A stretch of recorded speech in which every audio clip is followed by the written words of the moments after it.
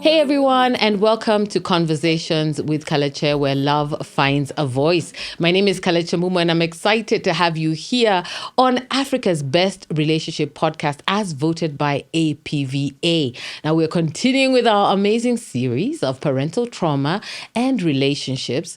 And last episode, if you missed it, I think you need to go back and just check it out on all our platforms, because Saiton Riga, who was our guest, shared with us how an absentee mother caused her to doubt that she could be an effective mother. It was quite the episode. And so go and catch up with it.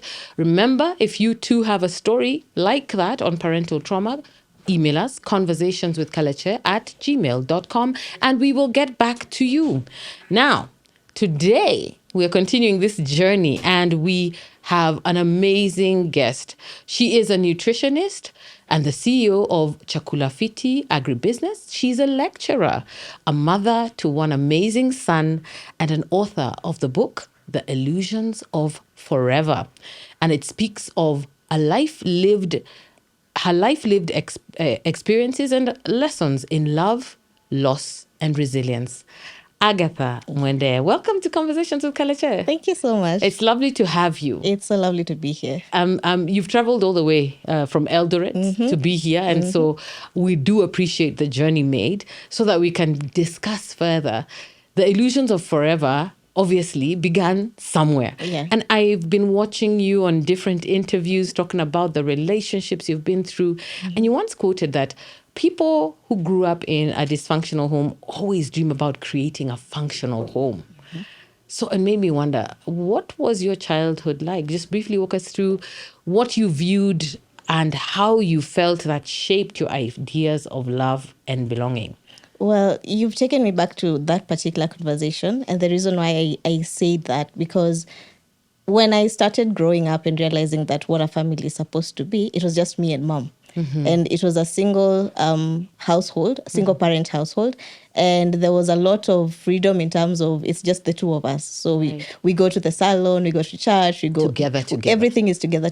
Yeah. And then when you get to school and then you start learning of people have fathers, so you get the dynamics and you feel like, okay, kwetu, there's no dad involved. So you get that question, but it doesn't really make any difference because everything is okay at that tender age. But around when I was, I think, 6 years old is when I got introduced to dad, who's my stepdad. And the idea of a nuclear family now, daddy, mommy, and mtoto. And immediately I got to enjoy that idea. I realized it's dysfunctional because this daddy had his own family. Oh, right. So your mom was a second wife. Okay. Yeah. And immediately we started like getting into that family idea is when I got exposed to other siblings, the idea of mama mkubwa, mama mdogo, and now the dysfunctionality. So you had a first mom. Yeah. Your mom is second mom. Yeah. And what were the dynamics? Were you all in one house or houses next to each other? What was happening in that dynamic? When dad came, we were still living where mom was previously. But immediately my brother was born. We had to move to a different area. There was a house being built. And now the funny thing is where we lived, it was just like 100 meters from where the first wife and and her children were living. Okay. Yeah. And so did you then start to feel different, or were you not happy to have a dad? Did you know first of all, did you know your birth dad? No. Okay. So this is a new person and you get to know him and you get to love him, I assume, and start to feel, okay, now I can be telling people I have a dad. Yeah. So where were you seeing the dysfunction and where did it start to creep up for you? Because there must be something you saw. How was their relationship, your mother and your stepdad? When he came first, before we moved from our house, let me say house A, to now the family home now. When he came, everything was slightly okay because I think they were in a dating phase. So there was a lot of outings and a lot of carrying me along to the outings. Yes. So there was a lot of bonding and a lot of what a family should be. But immediately we moved to the new house now is when I started realizing they don't have a relationship. because now there's a lot of fights, there's a lot of quarreling, there's a lot of chaos. There's Mama Kwanzaa coming to complain over here. There's my mom finding out there are other mothers uko nje. So I started realizing there's a lot of friction and a lot of there wasn't peace. There wasn't peace. There and so wasn't there was peace. also competition for affection, because I imagine Exactly. you're the younger family. Yes. You're not necessarily his child. Was he Yeah. treating you well? Well, he was treating me well. Yeah. Up till a point where you get they're in between a quarrel, and then you hear something like, "We are tafute babake." Or, yeah, Go look for your own- Go your you own look father. for your father. I'm not raising kids who have their own fathers, and you're young and you're wondering, What are we talking about? I thought you're dad because Yeah. my name is even your name. Yeah. So now, with all that being what you grew up seeing, and not many people today will say that they are in a polygamous home, when you started dating, and you started dating, I'm sure, pretty early from what I read in your book. 22. You were 22? Yeah. Okay. So at that point, when you started dating, did you feel you were searching for love that was not there at home? Was there something that was leading you in that relationship? When I started dating, I think I was in that phase. I was in campus, and most of my friends were dating, and I felt like love could be something I could try. But I always had a fear of the kind of man who I'd ever accept to be either my boyfriend or my husband in future. So I didn't have that idea of I want to get married. I just wanted the feel of dating. So what were you afraid of about marriage? What was this fear? I was afraid of the polygamous aspect. So you thought that every I person thought will every take you down person that route? definitely will be polygamous, and every person will have a concubine or will cheat somewhere along the line. that's what you Because that's what saw. I saw. Yeah, That's what yeah. I saw, and I saw it so heavily. So I was like, there's no way anybody can tell me men are different. And was the relationship with your mom, did she try to guide you on what relationship should be like? Did you guys have any friction? We actually did have friction because as we were growing up, there were a lot of dynamics inside our family. And I think in one of the interviews I had, I mentioned about sexual abuse where I was abused as a teenager. Yeah, so that caused a very big drift between me and her because I always felt like, oh, she won't get me, she won't believe me. Yeah. So, I'm going to have to dig deep into I that. know, I know. You can't just drop that bomb and leave me. It's okay. So this sexual abuse, was it from other members within the homestead? And then you told your mom and she didn't believe you? Just tell us a little bit about that. Yeah, the sexual abuse was actually a family member who we were living with at the time. And immediately it happened, I went into the regression phase of I can't tell anybody because of his threats. And I felt like I wish mom could know without even me having to tell her because there's something wrong. Yeah, there's something wrong because I relied on the bond that we had when it was just the two of us. Right. But there was just so much happening at home. There was, like the basic things, they were not there. So there was a lot of pressure on mom's side. And I felt like we are not going to connect in any way for me even to be comfortable enough to actually come out and say. So did you ever tell her? I did, but later on when the damage was done and my life had taken a bad turn. But when I did, the response that she gave me was what if I had done it earlier, I would have evaded everything. So it's almost like she didn't believe you to an extent? The reason why she couldn't believe is because this particular relative had a hold on everybody. This was a perfect sort of relative. So, but she did believe me. It was my head or my ideas that I was like, Taniamini, because of how he's portraying himself and how he's carrying himself. Which is why you took long Which to is even why it open took your long mouth to even and just say open something. up. Yeah. I hope that you've gotten some healing on that. Yes, I did. Yeah. I have. Because, such things are so, so sensitive, especially when it's a person close to home. Yeah. So you entered your relationship and you experienced something traumatic in your first relationship. Tell us about that. My first relationship came and went very fast, like upepo tu.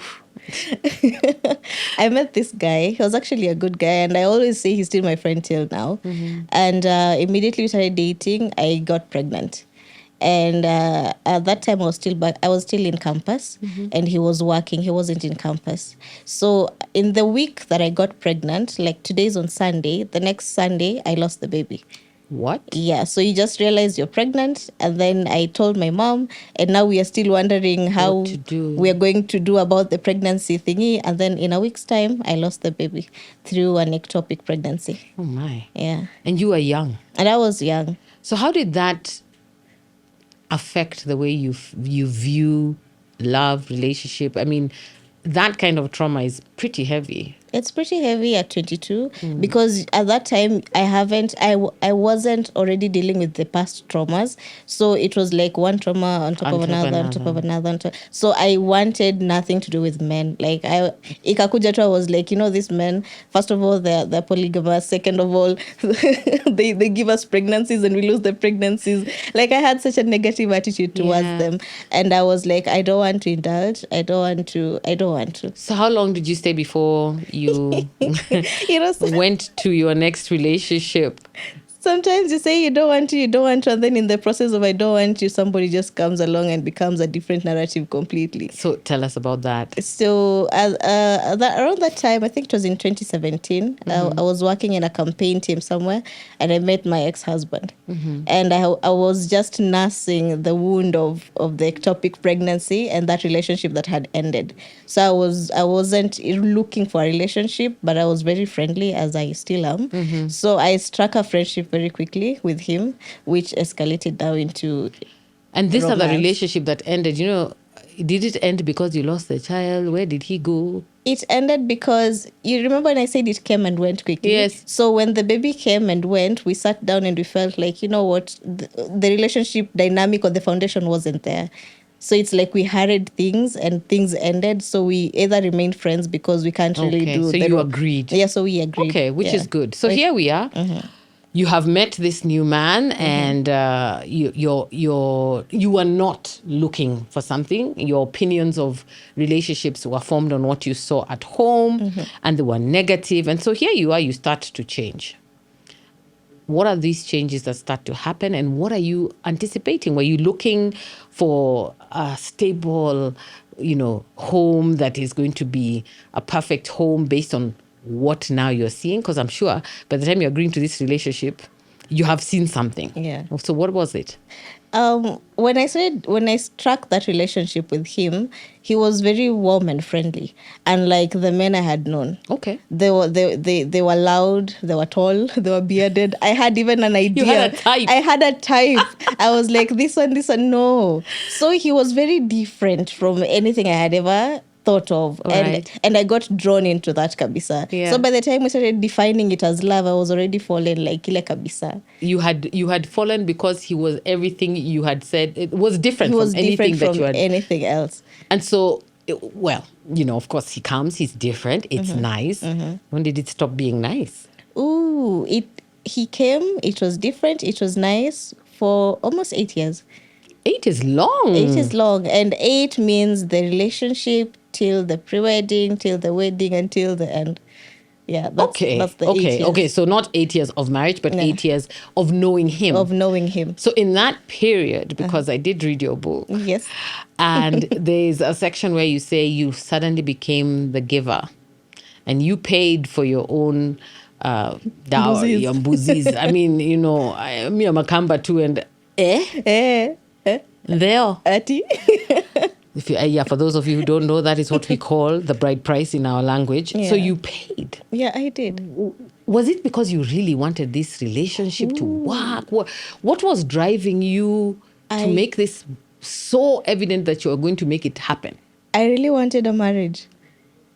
And I knew he was the it ingredient to make my idea of a marriage come to life. But you've come from I don't want to now I really want to the point I'm paying. You know why?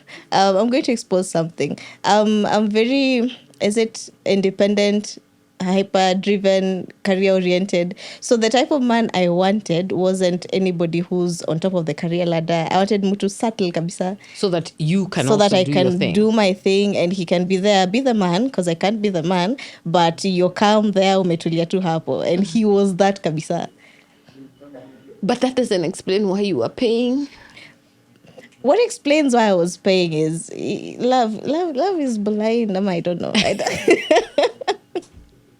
But we had talked about his financial situation and my financial situation at that point, and he had a way with words. No fall, kuna venye mtu amekupeleka. So he had planned things. Was it really who he was? I think that's where I'm going to, because by the time he had talked to you to the point you agreed, and then later you're finding out, because I mean, there are women who have paid and they've had successful relationships, and the guy's financial situation changes and they're happy to date. Exactly. Right? Yeah. So this guy has come and you are there. You have now suddenly become the carrier of the weight financially. You're the giver. Is this something that you had done before in your childhood, where you are taking charge and caring? Because that thing you've just described, I have it too, but I want to learn from you. Where you are so drawn to being, if no one's going to do it, I'm going to do it. Yeah. And you were still you were a child, a single child for a while, then you got a brother, and then you have an extended family. So where did you learn this thing? When I was 6 years. From 6 years. You remember, it was just me and mom, and everything was done for me. Right. But immediately we shifted. There was now responsibility on me. Has your brother eaten? Has your sister done this? Has your dad done this? Have you cleaned your dad's shoes? Have you ironed your dad's shirt? So responsibility just shifted. And I became the kind of person who I don't need to wait for anybody else In fact, to do you it. don't want to be told. I don't even want to be asked, ulifanya. So I just do it. Before. And it becomes a habit, and it becomes your norm. So you're used to, there's no sugar, let me go get sugar. And no one asks you where you're going to get the money to get that sugar. So that was just me. That's still me, yeah.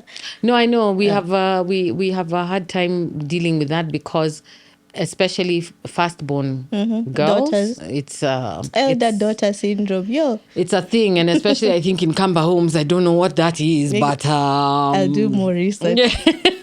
Yes, please, lecturer, do some research. I'll do some research. So you had gotten used to doing it. So when this came up, you didn't stop. I didn't stop. And your friends, nobody stopped you. Nobody told you, hey, Agatha, what are you doing? I think my friends are used to me being also controlling, in terms of, if we go somewhere and you like a dress, I'd be like, hey, let me buy it for you. So most of them were like, you're in love and this love looks nice, so I think you know what you're doing. And I was like, yeah, I know what I'm doing, because he doesn't have money now, but he'll have money in the next few years. So. Wait, nobody stopped you. We should be friends. Nobody stopped me. I see this meaning from far. From Bali, from 18. And I'm like, no. We have some questions here. Yeah. Nobody stopped you. Nobody stopped. What about me. your mom? What were her thoughts? Mom didn't like him from the word go. Tell me about that. Mom didn't like him from the word go. From even the first interaction, my mom was just like, Agatha. No. And I was like, no, you don't understand love. He's different. He's different from your husband. Yeah. And so, now I want to ask this question, but I want to be nice, because please just bring it the way it is. Just ask it the way it is. I will receive it the way it is. What was stopping you from taking your mother's advice at this point? Ujinga. Foolishness. You didn't have any issue with her being, why are you telling me, and you don't really have this relationship with your husband was not the best and all that? Was that a part of it? Like, I almost felt like she didn't understand what true love felt like, right. Because I was in that reborn and that flow of, hey, we are totally in love. And you wouldn't know, because first of all, you're a second wife. What do you know? Yeah, because you've gone through it. So, mom, this is how it's actually supposed to be. So please be happy for me. And she was like, and even by the time tumefika kufanya the pre-wedding and all that, you could just tell it even in her face and in the conversations. She wasn't for it. And I think the part where I really totally respected her. I do respect her in so many aspects. But during the pre-wedding, she was like, I'm not doing this because I know you guys or I know him. I'm doing it because my daughter chose you and I believe my daughter isn't mad. And I was like, hey, respect. That's really nice. That was a really nice thing of her to say. Yeah. And she knew I was wrong, but she just she supported you anyway because you're her child. In my wrongness because of I'm her child. Yeah. I think that's commendable, because it can be really tough when a parent doesn't really care. Yeah.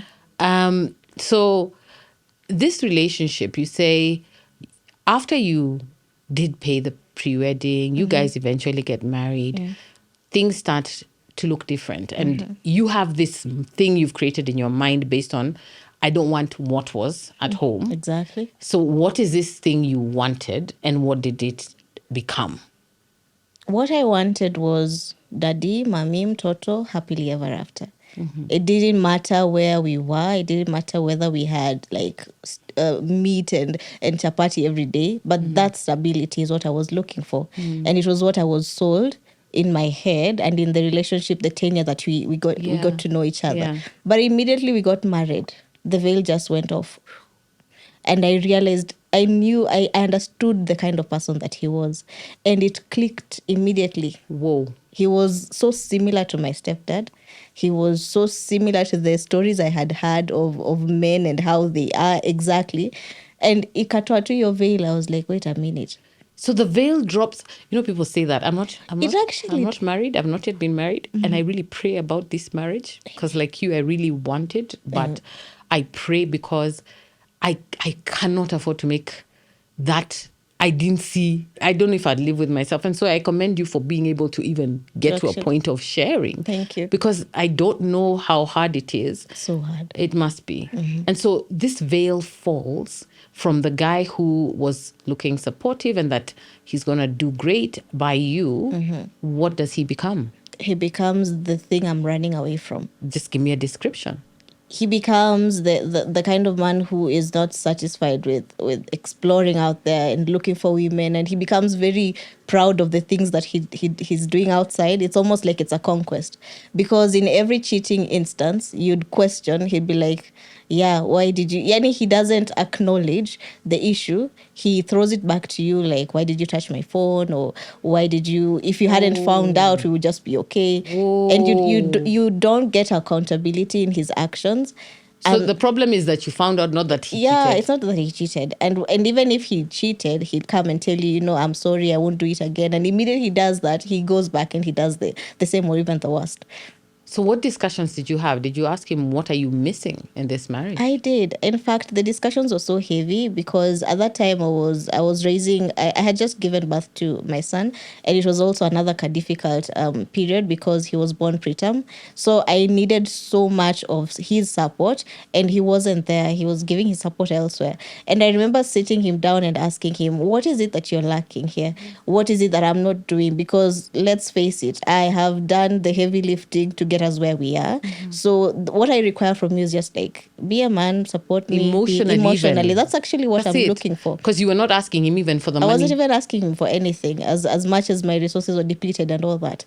And he's the kind of person who twists words just to get his own side and be like, I did that because of this. I am sorry, I'll work on that. So he gets you in that web and you feel like, okay, let me deny and let me just work on this, because let me calm down. Let me calm down, because maybe I'm the overthinking one, maybe I'm the hyper one, and maybe this is actually what marriage is supposed to be, because, well, everybody cheats. That's an idea. And do you believe that? No, I don't believe that now. Okay. But before writing the book, I was in that situation. Because now you want to talk to elder people and they're like, that's normal. That's stay in your marriage. Men must go out. Men it is the lie of the devil. Yeah, ni shetani amemwingilia. And you're like, okay, sawa, let me calm down. But you calm down and it just becomes like back there. Yeah. And so you said there were similarities with what you saw with your stepdad. What was your stepdad doing that was now evidently the same exact thing? Growing up, I hated seeing my mom cry. Okay. Because I matured very quickly to understand she's crying because of which A, B, C, D. And I'd even hear the conversations and the quarrels, and I'd pick up on what they're talking about. And now that came to my house. It was now I'm asking him who is A, B, C, D. That's the same thing your mother was doing. That's the same thing my mother was going through. And in the wee hours of the night, my mom would sob in her room, and I'd listen to her cry and pray. And now I was crying and praying the same prayers. And I told God, no, this cycle. I've actually found myself in this cycle. Even if my ideas were different, yeah. Yeah.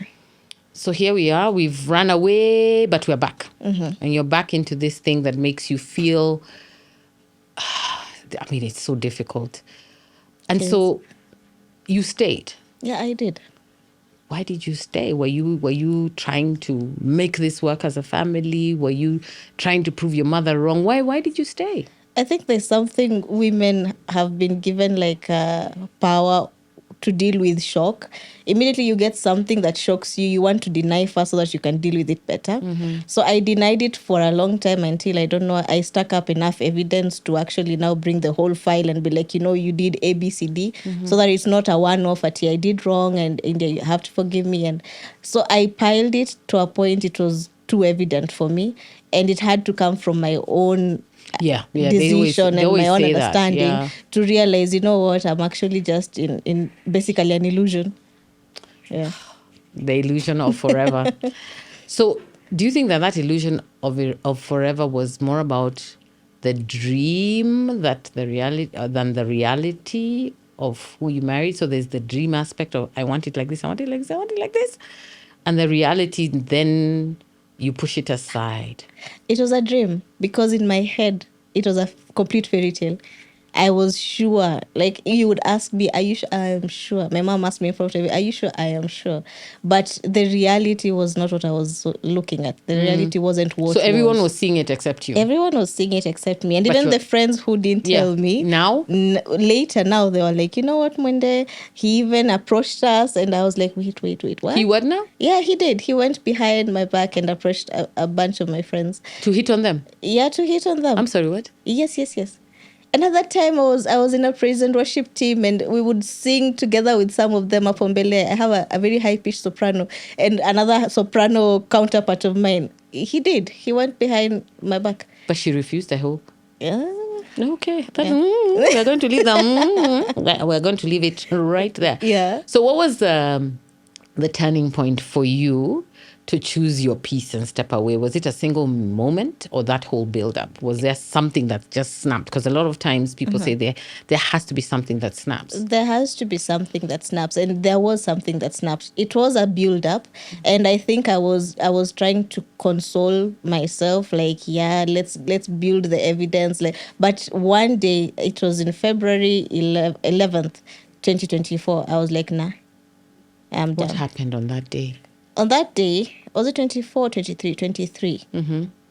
I'm mixing. I'm glad years. You're forgetting Thank you see that means healing is happening. That's When what you my don't therapist remember says. the exact date, the time that means it's healing. Yes, that's good. On that day, he was preparing himself to go for a rugby game, and he was in the bathroom and I took his phone as I had done so many other times. And in my head, I was telling myself, this time, let me just go through this phone and not find anything for the sake of peace. Because during that week, we had a hiatus of peace. There was a lot of lovey-dovey and we are building the marriage. And then I found worse than I had even found before. And this particular woman that he was involved with, they were planning for the times when I was out of the house, she was supposed to come. And she in your house? Yeah, in the house. And she even had a child. So I was like, he's not doing the fatherly roles to our son, and he's involved with somebody else who has a child. And I was just like, no, imetosha. Like, I have had enough of finding out these women and talking to them. I'd be like leaving my money. So at that point, I was so you had even done the calls? Oh, I had done the calls and the messages and the stalking and the DCI. I had done it all. You're a very strong woman. Thank you. You're a very strong woman, because it doesn't come easy to do that. It doesn't. It doesn't come easy. So this ideally was something that snapped because of your child. Yeah. He was not being a father to your child, but he was about to father somebody else's child, and he was being present in that woman's life. Yeah.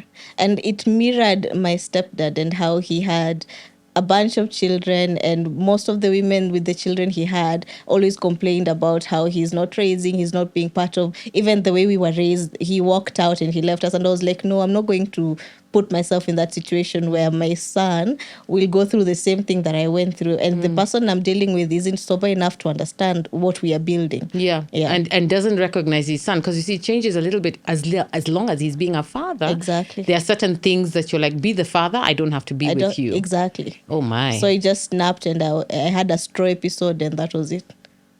Was it hard to walk away after everything you invested? It was. It was because the minute I left, I was like, yeah, I've left, I'm okay.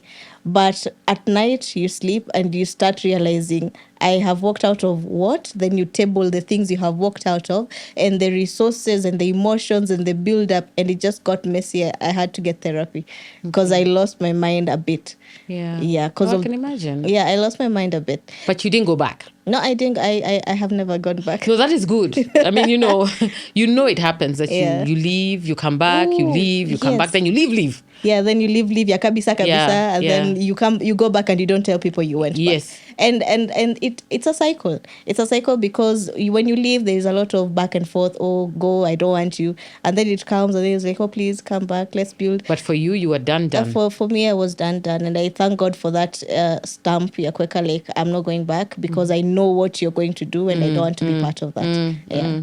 And so now you're a mom. Yes, I am. And you actually left because of the value of your son. So are there things you're doing so that you make sure you break the cycle of dysfunction for your son and you redefine what family is like? Because one thing that I'm learning from you is that parental trauma isn't always just what you're told. A lot of people go through trauma because my father said, my mother said, they made me feel. Yours is trauma based on observation. Yeah. You never really had this discussion with your parents about what are you guys doing. And so from that, is there something you're doing differently so that your son observes different? Because he's, of course, come through this. I don't know how old he was when you were leaving. It was 1 year and something. So he has the ability to forget. Yeah. Right? So is there something you're doing different to remove that element of a dysfunctional family and what a family should be and how it should be? Is there anything you're intentionally doing? I like that you've said intentionally doing because I'm actually very intentional in everything I do. That's good. In regards to raising him and to nurturing him and to just be there, give him enough love. I don't want to miss whether he walks or talks or sneezes because I feel like the minute you miss even 5 minutes of this child's life, that is when they start overthinking through the observation. Like, where is mom? Why mom doesn't love me? Yeah, and then that now gives trauma that is unseen but comes later in life. So I'm being very intentional in everything he does. And I don't like the fact that at a particular stage, maybe in the future, there will be a dad who's not going to be his dad. But I want to be very intentional with that so that immediately we get to that setup. Sorry, there's You're going to be choosing, yeah, I'm choosing for us. Okay, and it has to work for me and for you. So it has to work for us. Yes, it can't be It can't one-sided. just that you're working for me and then no. It actually has to work for him better than even me. Which is good because then he becomes your priority. And they always say that the minute you become a parent, it's no longer about you. It's no longer about you. It's about that child and everything you do, the decisions you make, because they affect that child on a long-term basis. Exactly. Wow. That's really impressive that you are being intentional. Thank you. So this book, writing it, The Illusion of Forever, it must have been a huge part of your healing. It was. What part of a book was the hardest for you to write? From around the book has 29 chapters. So from around chapter 14 is when I start talking about the veil falling off. And when you're writing, you're actually going back. And I'm like, I missed that. Also, there were things starting to jump out at you that so you're like, wait, that's what that was. Yeah, and you're even writing and then you're like, wait a minute. So I'm writing this and this mirrors that. So I was piecing together those evidences that I was looking for while writing the book. Wow. And I think it just made a final stamp into what that was and what it shouldn't be. Yeah. And so if today you were to speak to a woman with a similar situation, if she picked up that book, what's the one thing you hope that woman takes away with her? The one thing I always say is if you love yourself to a greater extent, there's things you won't allow. So you have to first, number one, love yourself. Like 100%. Okay. Number two, if anything happened to you, whether a circumstance or a situation that made you go through pain or trauma, you shouldn't beat yourself down because of it. Because if you beat yourself down, then everybody will beat you down and you'll stay in that trauma situation.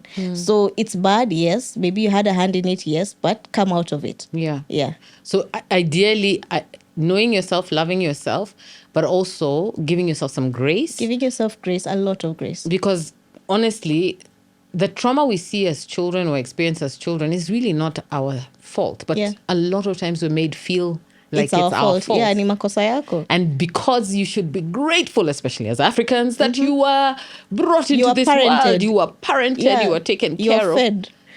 We forget that parents are also human beings. And parenting has no manual. And they make mistakes. And they do make mistakes. You're a parent. I know there are mistakes you make. Yeah. And that's just, oh my gosh, it's happened. And then how you recover from it is what matters. Exactly. So I'm hoping that there are people who are going to take away something from this. I hope so too. And tell me, where can the book be found? The Illusion of Forever is found in Amazon internationally as an e-copy. And as a hard copy, Nuria Bookstore. Nuria has the best books. Nuria. Yeah. A lot of people that have come through our podcast always mention Nuria. So I know that there must be something good over there. Yeah. So one last thing that you would like for us to know in terms of you've gone through this trauma, but you also can become yourself again. Yeah.